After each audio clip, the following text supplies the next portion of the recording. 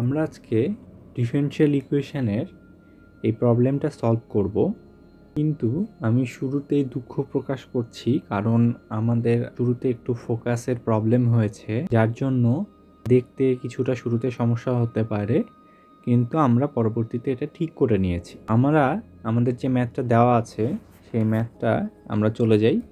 y is equal to c into sine inverse x, যেখানে সি parameter. তো এখানে প্যারামিটার যতগুলো দেওয়া থাকে আমাদের ততবার ডিফারেন্সিয়েট করতে হয় প্যারামিটারের সিস্টেমে এটা। তো এখানে যেহেতু একটা প্যারামিটার দেওয়া আছে সেহেতু আমরা এখানে একবার ডিফারেন্সিয়েট করব।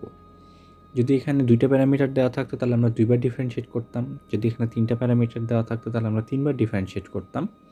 তো একটার জন্য আমরা একবার করব। এখানে আমরা ডিফারেন্সিয়েট করার জন্য আমাদের যে ইকুয়েশনটা দেওয়া আছে y is equal to c sine inverse x, এটাকে আমরা ইকুয়েশন 1 ধরে নিব।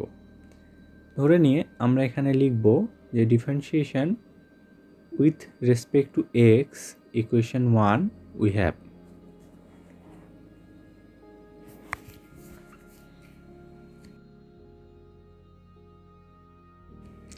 পরে আমরা এটার উভয় পক্ষকে ডিফারেন্সিয়েট করব।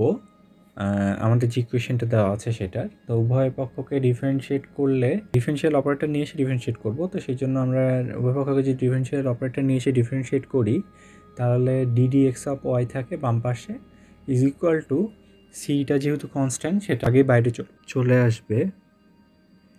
তো এখন ইনভার্স এক্সকে ডিফারেন্সিয়েট করলে 1 divided by root over 1 minus x square পাওয়া যায়। তো এটা আমরা জানি যে সাইন ইনভার্স এক্সকে ডিফারেন্সিয়েশন এটা সূত্র থেকে আমরা জানি। তো আমরা এখন উভয় পক্ষকে 1 মাইনাস এক্স স্কোয়ার দ্বারা গুণ করলে ডি সিটা ফাঁকা হয়ে যায়, সিটা হচ্ছে শুধু সি থাকে, সি টার্মটা ফ্রি হয়ে যায় আর কি।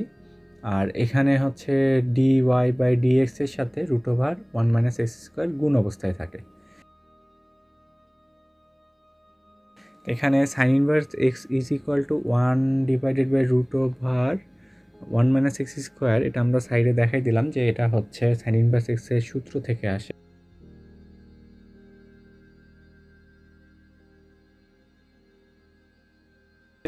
তো উপরে লিখে দিচ্ছি যে differentiation of sign inverse x. তাহলে আমরা সাইন ইনভার্স এক্সের ডিফারেন্সিয়েট করলে যে এটা পাই সেটা আমরা দেখিয়ে দিলাম।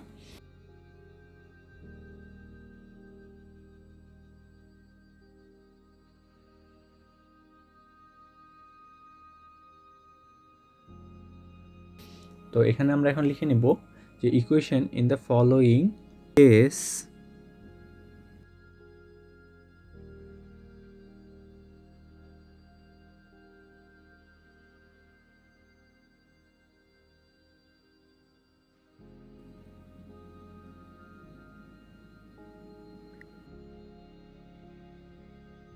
putting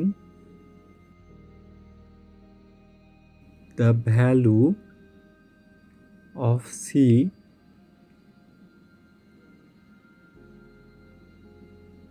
in equation 1.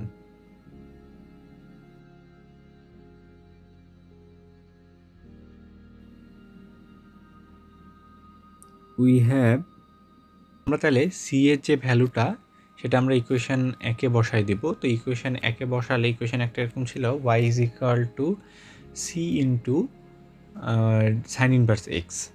তো আমরা এখন যদি সি এর ভ্যালুটা বসাই দিই ইকুয়েশন একে তাহলে এরকম হয় যে y is equal to root over 1 minus x square into d y by d x sine inverse x. Sine inverse x তো ছিলই, শুধু সি এর ভ্যালুটা এটা ছিল যে হচ্ছে root over 1 minus x square into d y by d x. তাহলে আমরা এখানে বলতে পারি যে এটাই আমাদের রিকোয়ার্ড ইকুয়েশন। আমরা যে ইকুয়েশনটা চেয়েছিলাম সেটাই আমাদের এটা ইকুয়েশন।